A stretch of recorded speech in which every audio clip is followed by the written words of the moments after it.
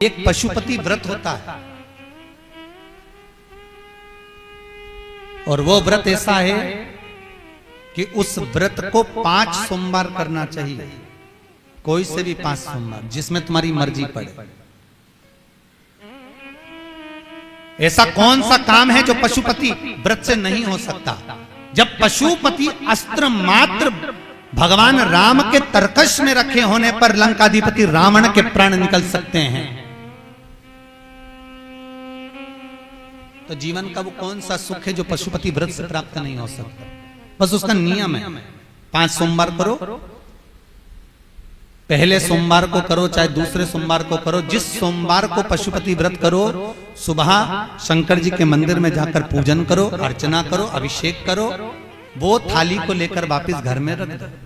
सुबह फलार करो, शाम को वापिस उसी थाली को लेकर जाओ, उसमें 6 दिए लगाकर लेकर जाओ। दिए को जलाना नहीं है, केवल घी के दिए लेकर जाना है, थोड़ा सा मीठा। शिव महापुराण में, स्कंद पुराण में जो पशुपति व्रत बताया है उसका विधान, थोड़ा सा मीठा लेकर जाओ। शिव जी की फिर पूजन करो, पूजन करने के बाद में शाम के समय प्रदोष काल में पूजन करो। पूजन करने के बाद बाबा भोलेनाथ की आराधना कर कर 5 दिए शंकर जी के सम्मुख में लगा दो।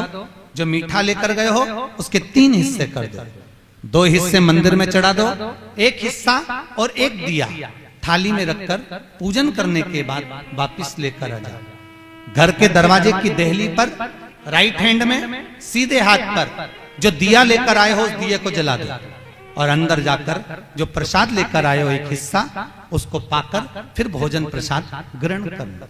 ऐसे पशुपति नाथ के 5 व्रत होते हैं। ऐसा कौन सा कार्य है जो भोलेनाथ पूरा ना करता?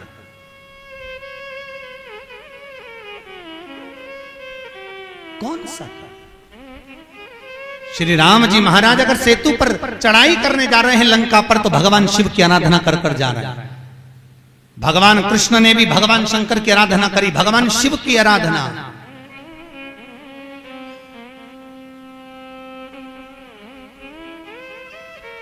शिव अर्चना। मेरे वेंकटेश भगवान तिरुमाला के शिखर पर अगर तिरुपति बालाजी विराजमान हैं, तो पहले उन्होंने भगवान शिव जी से पूछा कि हम यहां बैठकर तप करना चाहते हैं, आ जाएं? भगवान शंकर ने कहा आओ, और तिरुमाला के शिखर पर बैठकर तप करो, साधना करो, आपकी मर्जी पड़े वैसे निवास करो। मेरे हरि, मेरे तिरुपति नाथ, मेरे बालाजी, मेरे वेंकटेश भगवान कहते हैं, मेरे नारायण कहते हैं, भोलेनाथ हम यहां तप करेंगे और दुनिया के लोग आएंगे तो क्या होगा?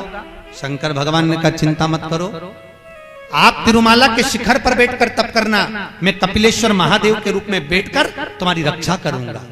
अगर आप तिरुपति गए होगे तो आपको मालूम होगा, ऊपर तिरुमाला में मेरे नारायण हैं, तो नीचे कपिलेश्वर महादेव में मेरे शंकर बैठकर रक्षा करना। नाथ द्वारा चले जाओ।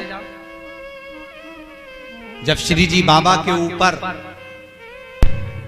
आक्रमण किया गया,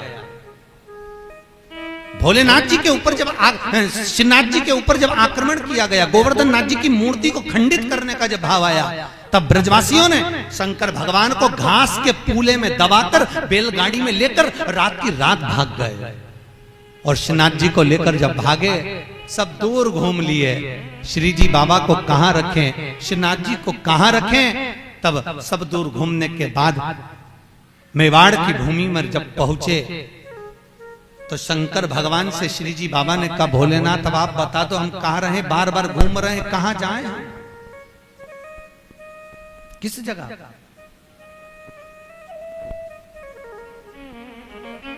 हम कहां जाएं, हम किस जगह पर जाएं? आप बताओ। भगवान शिव कहते हैं ठाकुर, हे श्री जी बाबा, आप एक काम करो, आप मेवाड़ की इसी भूमि पर रहिए, आप यहां रहोगे और हम एक लिंग जी के रूप में आपकी रक्षा करेंगे। कभी आप नाथद्वारा जाकर देखना, श्रीनाथ जी में श्री जी बाबा विराजमान है और उनके पास में एक लिंग जी के रूप में भगवान शंकर विराजमान। कोई ऐसी धरा, कोई ऐसी भूमि, कोई ऐसी जगह जहां शिव ना हो, हर जगह सर्वस्व विराजमान भोले सर्वस्व।